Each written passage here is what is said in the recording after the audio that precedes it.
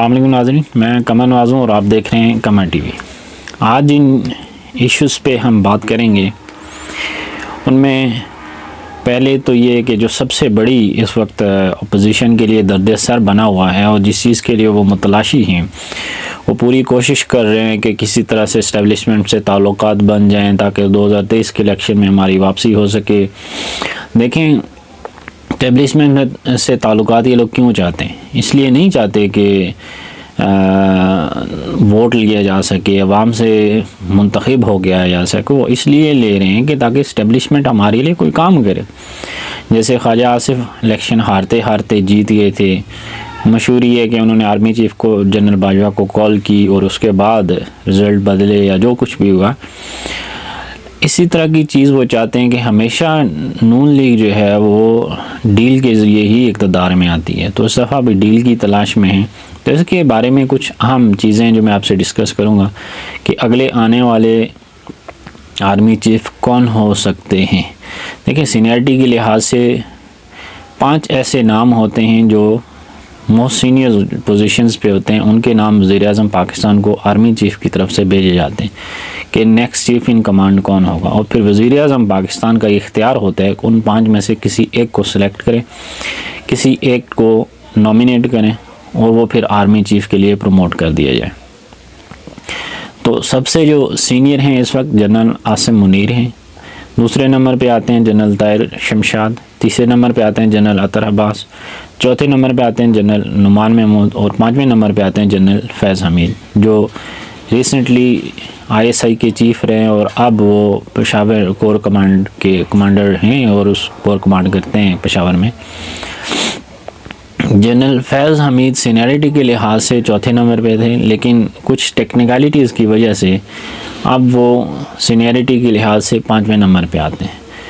तो देखें, नवंबर में जब आर्मी चीफ़ नाम भेजेंगे नेक्स्ट आने वाले चीफ़ के लिए वज़ीर-ए-आज़म पाकिस्तान इमरान खान साहब को, तो उसमें जनरल फैज़ हमीद उस वक्त कोर कमांडर रहते हुए 1 साल पूरा नहीं किया होगा उन्होंने।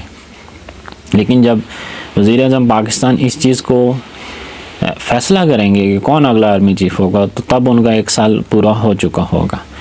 ये जनरल बाजवा के दौर में ये चीज़ चेंज हुई थी। इससे पहले ये होता था कि सिर्फ कोर कमांडर रहना लाजमी होता था, लेकिन जनरल बाजवा के दौर में ये उसूल चेंज हुआ कि भाई 1 साल कम अज़ कम कोर कमांडर रहना लाजमी होगा। तो अब ये देखते हैं कि नया आर्मी चीफ़ वज़ीर-ए-आज़म पाकिस्तान इमरान खान साहब किसको मुंतखब करते हैं, किसको सिलेक्ट करते हैं और कौन होगा वो जो अगला आर्मी चीफ़ पाकिस्तान होगा, जिसकी वजह से आजकल अपोजिशन ने सबसे जो ज़्यादा उम्मीदें लगा के रखी हुई हैं वो फ़ौज से लगाई हुई हैं कि फ़ौज में अगर कोई इस तरह की कमांड में तब्दीली आती है जो नून लीग की फेवर करे या जो पीपल्स पार्टी की फेवर करे, कोई डील मिल जाए और कोई ऐसा पैकेज मिल जाए जिससे 2023 के इलेक्शन में उनको सपोर्ट मिल जाए आर्मी की तरफ से और एक सॉफ्ट कॉर्नर मिल जाए पावर में आने के लिए।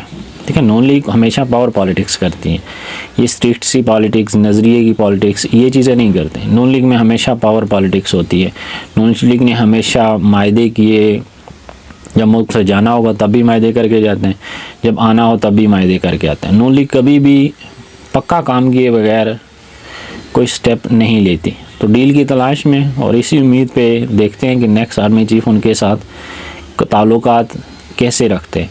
ताल्लुकात से मुराद ये है यहाँ पे कि नून लीग चाहती है कि फ़ौज हमारी मदद करे कि हम दोबारा हुकूमत में आ जाएं। दूसरे नंबर पे बात करेंगे। आज इमरान खान साहब ने जो इख्तलाफात की ख़बरें चलाई गई थी और इख्तलाफात की बहुत ज़्यादा शोर मचाया गया मीडिया के थ्रू, अपोजिशन के थ्रू, अपोजिशन के मीडिया सेल्स के थ्रू ये बात की गई, सोशल मीडिया पे ये बात फैलाई गई कि देखें अब इमरान खान की टीम जो है वो अब इमरान खान से तंग आ गई है और परवेज़ खटक भी उनसे इख्तलाफ कर रहे हैं। देखें, इख्तलाफ तो होना चाहिए। अगर इख्तलाफ नहीं है तो फिर वो जमहूरियत नहीं है, वो डिक्टेटरशिप है, वो फिर बादशाहत हो जाती है।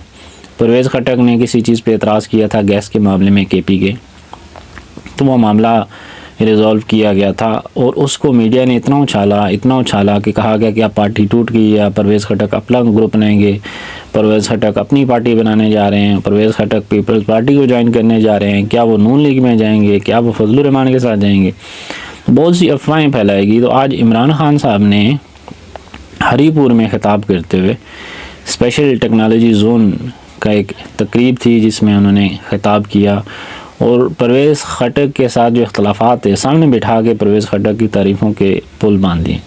इमरान खान साहब ने कहा कि जो बिलियनरी जो मंसूबा था वो परवेज़ खटक लेके आए, हेल्थ कार्ड में परवेज़ खटक ने हमारी मदद की, और भी बहुत से काम जो परवेज़ खटक ने किए इमरान खान साहब ने गिनवाए। तो इससे एक चीज़ तो ज़ाहिर हो जाती है कि इख्तलाफात हों भी, राय मुख्तलिफ हो सकती है पार्टी में, लेकिन क़यादत जो है वो इमरान खान की क़यादत ही रहेगी, और उसी पे सब के सब मुत्तफ़िक हैं, इंक्लूडिंग परवेज़ खटक साहब। माहौलियात के पर बात की उन्होंने, पुलिस रिफॉर्म्स की बात की कि परवेज़ खटक के दौर में की गई, और केपी जो है वो पुलिस रिफॉर्म में पहला वो सूबा था जिन्होंने कुछ इक़दामात किए और कामयाबी भी हासिल की। आखिरी इशू पे बात करूँगा जिसमें नवाज़ शरीफ के हक़ में सोशल मीडिया पे एक ट्रेंड चलाया गया कि नवाज़ शरीफ साहब वापस आ जाएं। पहले मरीम नवाज़ ने एक ट्वीट किया कि मियाँ साहब वापस आ जाएं, उसके बाद एक ट्रेंड चलाया गया ट्विटर के ऊपर कि पीछे मुड़े माया तेरी लोड़ पै गई, यानी नवाज़ शरीफ को वापस आने का कहा जा रहा है। ये क्यों किया जा रहा है? ये इसलिए किया जा रहा है इन केस अगर वहाँ से वीज़ा रिजेक्ट हो जाता है तो नवाज़ शरीफ अपने लिए एक ऑप्शन खुली रखना चाहते हैं कि देखें जब मैं वापस आ रहा हूँ तो मैं आवाम की डिमांड पे आ रहा हूँ, ना कि मुझे वहाँ से धक्के दे के निकाला गया। वीज़ा रिजेक्ट होने की सूरत में वो ये बहाना करके आएंगे। दूसरा ये कि उनको ज़िंदा रखने के लिए सियासत में बहुत से लोग ये समझते हैं कि नवाज़ शरीफ नाअहल हो गया तो अब उसकी सियासत ख़त्म हो गई है, अब वो पॉलिटिक्स से बाहर हो गए, अब उसकी लीडरशिप और अब वो जितना भी उसका एक सियासी असर और सूख्ता वो ख़त्म हो गए।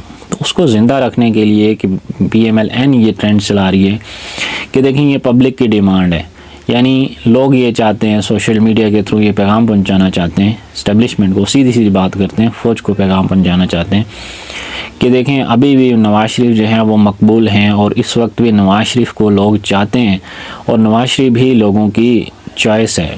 तो इसलिए नवाज़ शरीफ के हक़ में ट्रेंड चलाने का मतलब ये हो सकता है कि एक मैसेज दिया जाए कि देखें नवाज़ शरीफ से ही बात करनी होगी अगर नून लीग को पावर में आना है, अगर नून लीग ने कोई अपना रोल प्ले करना है पॉलिटिक्स में या मुल्की हालात में कोई भी रोल प्ले करना है तो उसमें नवाज़ शरीफ से ही बात करनी पड़ेगी। यानी लीडर नवाज़ शरीफ है, दिलों का वज़ीर-ए-आज़म नवाज़ शरीफ है, और उसी से बात करनी पड़ेगी। और उसके अलावा PMLN में कोई ऐसा बंदा नहीं है। अगर आप ये समझते हैं कि शहबाज शरीफ आ जाएंगे, अगर आप ये समझते हैं कि शायद अब्बासी आ जाएंगे, अगर आप ये समझते हैं कि याद सादिक आ जाएंगे या कोई दूसरा तीसरा चौथा आ जाएगा, तो ऐसा मुमकिन नहीं है। सिर्फ़ और सिर्फ अपने आप को पॉलिटिक्स में ज़िंदा रखने के लिए, लोगों को ये पैगाम देने के लिए कि नवाज़ शरीफ अब भी है और नवाज़ शरीफ अब भी पॉलिटिक्स में एक्टिव है और नवाज़ शरीफ के बगैर PMLN कुछ भी नहीं करेगी। ये एक मुहिम चलाई गई, एक ट्रेंड जो चलाया गया, लेकिन हकीकत क्या है कि ये लोग पेड सोशल मीडिया वर्कर्स होते हैं। ये PMLN का सोशल मीडिया सेल होता है जिसके थ्रू से ये ट्वीट चलाएगी, और फिर इसको जब ज़रूरत पड़ी, जब ये मामला वायरल नहीं हो रहा था, तो फिर हामिद मीर से खिदमात ली गई। हामिद मीर का आपको पता है कि हामिद मीर वो बंदा है जब वो कह रहा था कि नवाज़ शरीफ अगर जा रहे हैं और अगर वो 2 हफ्ते के बाद पाकिस्तान वापस नहीं आते तो सबसे ज़्यादा मैं शोर मचाऊंगा। आज कहाँ है उसने? तो कोई कहीं के शोर नहीं मचाया हुआ, कहीं कोई ऐसी हमने तो कोई ऐसी खबर नहीं देखी कि हामिद मीर ने एहतजाज किया हो, कहीं पे प्रोटेस्ट किया हो, मीडिया पे बात की हो कि मियाँ साहब वापस क्यों नहीं आते, वो 2 हफ्ते के लिए गए थे, अब क्यों नहीं वापस आते। तो हामिद मीर साहब इस वक्त पूरी तरह PMLN की मदद कर रहे हैं, और PMLN के ये समझ लें कि सोशल मीडिया टीम के लिए एक्टिव हुए हैं। जो TV स्क्रीन है उससे तो ऑफ हैं आजकल, तो आजकल PMLN के सहाफ़ी बने हुए हैं, PMLN की जो है वो पूरी की पूरी तरह सपोर्ट कर रहे हैं। देखें कोई भी एंटी आर्मी होगा, कोई भी एंटी स्टेट बंदा होगा, उसके साथ हामिद मीर ज़रूर खड़ा होता हुआ नज़र आएगा आपको। अब तक के लिए इतना ही, अपना ख्याल रखिएगा, अपने चैनल का भी। अल्लाह हाफिज़।